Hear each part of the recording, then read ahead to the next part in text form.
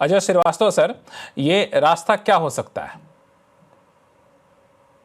तो अभी हम बहुत ज्यादा इसमें विचार करने की स्थिति में नहीं है। मैं इसको केवल ये देखता हूं कि मिस्टर ट्रंप ने थोड़ा प्रेशर डालने के लिए एक प्रेशर डाला है। केवल हमको बहुत अधिक नहीं पड़ना चाहिए उसमें। उन्होंने पहले से ही कहा था जिन लोगों के साथ डील नहीं हुई उनको 1 अगस्त में वो टैरिफ लगाएंगे। इंडिया के ऊपर 26% लगना था, 25 लगा है। पेनल्टी ऑफ कोर्स हमको पता नहीं है। तो ये सब कुछ बहुत ही एंटिसिपेटेड था। हमको लग रहा है कि काफी शॉकिंग है, लेकिन ये सब एंटिसिपेटेड था पेनल्टी पार्ट को छोड़कर। तो मैं तो देखता हूँ उनकी टीम अगस्त के सेकेंड वीक में शायद यहाँ आ रही है। निगोशिएशंस कंटिन्यू हो रहे हैं, केवल डिले हुए हैं। और मेरा एक सोच ये है कि देखिए, अगर वो उनको मालूम है कि हमारे रेड लाइंस एग्रीकल्चर और डेयरी में है, और उनको मालूम है कि भारत सरकार चाह के भी बहुत सारा कुछ एग्रीकल्चर डेयरी में दे नहीं सकती है। वो लोग इंटेलिजेंट लोग, उनको पता है। तो अगर मान लीजिए वो डील हमसे डील कर लेते हैं, लास्ट मंथ डील मान लीजिए कर लेते हैं हमसे, एग्रीकल्चर और डेयरी छोड़कर, तो क्या होता? आपको लगता है उनको यूरोप अपना एग्रीकल्चर देता? जापान अपना राइस खोलता? कभी भी नहीं। तो हो सकता है इंडिया से डील इसलिए डिले हो रहा हो कि बाकी लोगों से हम आराम से एग्रीकल्चर ले सकें। इन दोनों यूरोप ने, जापान ने, इंडोनेशिया ने, वियतनाम ने अपना कंप्लीट एग्रीकल्चर सेक्टर खोल दिया है, ऐसा लगता है जो बयान है उनसे। और मुझे नहीं मालूम ये बात कितनी सच है, लेकिन मैं ये सोचता हूँ स्ट्रेटजिकली अमेरिका ऐसा अगर प्लान करता है कि इंडिया से जितना डिले करेंगे उतना हम और लोगों से प्राइस एक्सट्रैक्ट कर लेंगे। अगर इंडिया से डील हो जाता है तो बाकी लोग भी कहेंगे कि हम एग्रीकल्चर नहीं देंगे, बहुत सेंसिटिव है। हो सकता है स्ट्रेटजी को, हो सकता है नहीं भी हो, मेरे दिमाग की उपज हो ऐसी। लेकिन मुझे लगता है स्ट्रेटजिक गेम बड़े लेवल पे ऐसे खेले जाते हैं। किसी को पता नहीं है। आप आपने बिल्कुल अलग पर्सपेक्टिव दिया कि इंडिया से डील डिले करना दरअसल इंडिया पे दबाव बनाने से ज़्यादा है कि दूसरे देशों से जितना ज़्यादा हम बेनिफिट ले सकें वो एक कोशिश है। AK भट्टाचार्य साहब हमारे साथ जुड़ चुके हैं। भट्टाचार्य साहब नमस्कार। हम लोग चर्चा कर रहे थे स्ट्रेट डील को लेकर कि भारत के पास जो ये टैरिफ लगा है उससे क्या मायने निकाले जाएं। अभी आपने सुना अजय श्रीवास्तव जी का कहना है कि दरअसल US की ये सोची समझी रणनीति हो सकती है कि भारत के साथ ना करो, लेकिन कम से कम जहां भारत नहीं रास्ता खोल रहा है दूसरे देश से उस रास्ते में घुस जाओ। देखिए, मैं श्रीवास्तव साहब से मैं पूरी तरह से सहमत हूं इस मामले में कि हमें यह समझना होगा कि ट्रंप साहब एक ट्रांजैक्शनल प्रेसिडेंट हैं, जिन्होंने हर चीज में अपनी ट्रांजैक्शन और नेगोशिएशन करने की जो टैक्टिक्स जो हैं उसका उन्होंने एक नया प्रदर्शन है ये, जिसमें कि वो किस तरह से ये नेगोशिएटिंग टैक्टिक आप समझ सकते हैं कि उन्होंने ये 25% और पेनल्टी लगाने का वो डर लगा दिया। तो मैं समझता हूं कि ये इसलिए लगाया है क्योंकि वो चाहते हैं, या वो दूसरे जो देशों से जो बात कर रहे हैं उसमें उनका कोई स्थिति कोई कमजोर ना हो जाए, और हमारे साथ भी जो उनकी नेगोशिएटिंग जो जो पावर जो है वो जरा कम ना हो जाए। ये जो पेनल्टी लगाई है, अनस्पेसिफाइड पेनल्टी, ये मैं यही समझता हूं कि ये नेगोशिएटिंग टैक्टिक और 25% लगाने का, ये कि जिससे कि हम जरा जरा प्रेशर में आ जाएगा।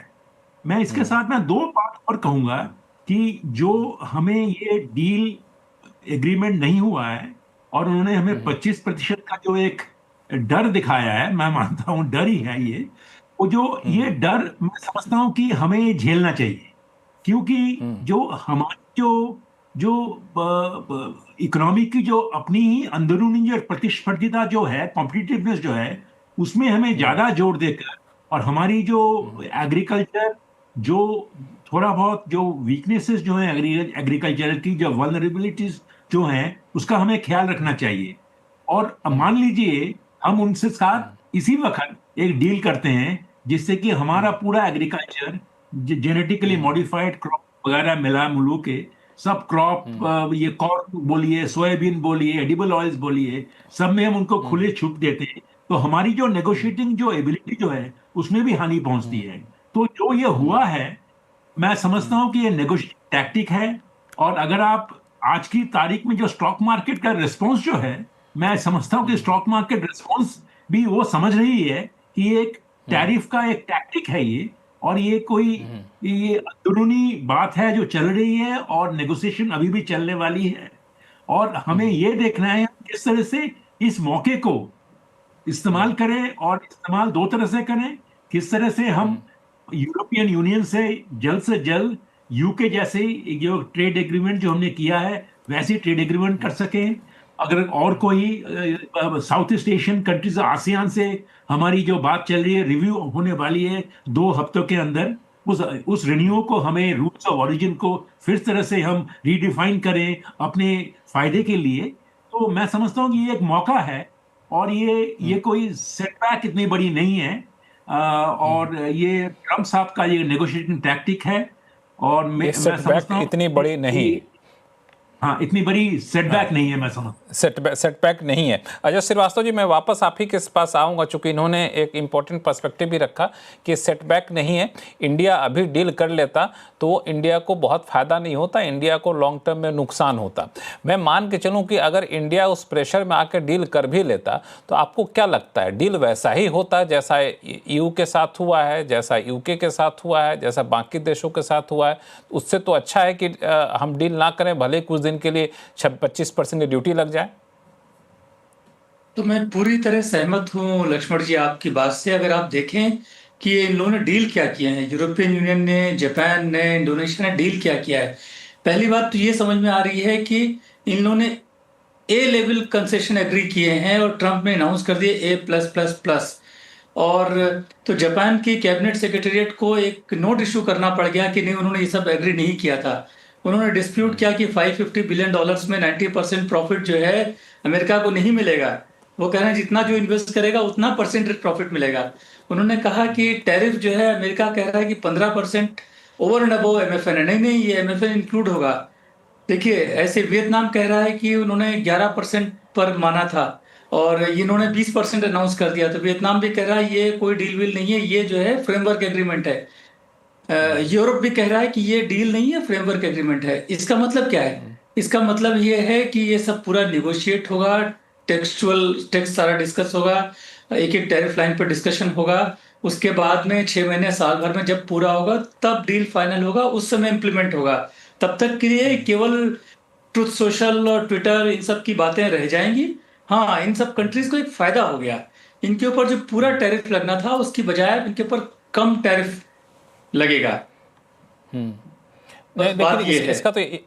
इसका तो ये भी एक पक्ष है ना अजय सर, कि कम टैरिफ लगेगा, लेकिन वो टैरिफ कम लगेगा जो ये देश अपने प्रोडक्ट US भेजेंगे तब। लेकिन इन देशों के साथ जो डील हुई है उसमें US के प्रोडक्ट जब इन देशों के पास जाएंगे तो 0 ड्यूटी है ऑलमोस्ट सारे प्रोडक्ट पे, और ऊपर से कमिटमेंट अलग कर रखा है इन लोगों ने। आपकी बात बिल्कुल ठीक है। इसमें प्रॉब्लम यह है कि जिन लोगों के साथ डील हो गया उनको US चिट्ठी नहीं इशू कर रहा है, तो इनके आज जो प्रोडक्ट जाएंगे इन पे क्या टैरिफ लगेगा। आपकी बात बिल्कुल ठीक है, मैंने इनफैक्ट सोचा नहीं था इस बात पर। इन पे फुल ड्यूटी लगेगी कि हाफ लगेगी? तो US ने इनको चिट्ठी तो इशू नहीं की है, तो बात बिल्कुल ठीक है। ये बात मैं मिस कर गया था कि फुल लगेगा हाफ लगेगा, ये अभी भी देखने वाली बात है। इनके ऊपर क्या लगेगा, इनके ऊपर अगर कम वाला लगता है तो ये बेनिफिट में है। लेकिन आपकी बात ज्यादा लॉजिकल मुझे लग रही है मेरी बात की बनिस्बत, कि इनके ऊपर भी शायद पूरा ही टैरिफ लगे। तो मैं ये कहूंगा कि हमारा जो नो डील है वो इनके डील से बहुत ज्यादा वर्स नहीं है। हम लोग बराबर ही हैं। इन्होंने इतना सेक्रीफाइस कर दिया, पूरा इंडस्ट्री खोल दी, पूरा एग्रीकल्चर सेक्टर खोल दिया, बोला $750 बिलियन इन्वेस्ट करेंगे। EU, जापान $550 बिलियन इन्वेस्ट करेगा, और उनसे कमिटमेंट लिए $700 बिलियन का एनर्जी खरीदेंगे। यूरोप ने कहा है, जापान ने भी कहा ऐसे खरीदेंगे। ये वियतनाम, इंडोनेशिया सब ने कमिटमेंट लिया खरीदने के लिए। तो इनका जो डील है इतनी बड़ी सेक्रीफाइस के बाद में हमारे नो डील से बेहतर मुझे कभी दिखता ही नहीं है। तो मुझे ये सोचना पड़ेगा कि डील के बाद में हमें फायदा होगा या हम वर्स ऑफ हो जाएंगे।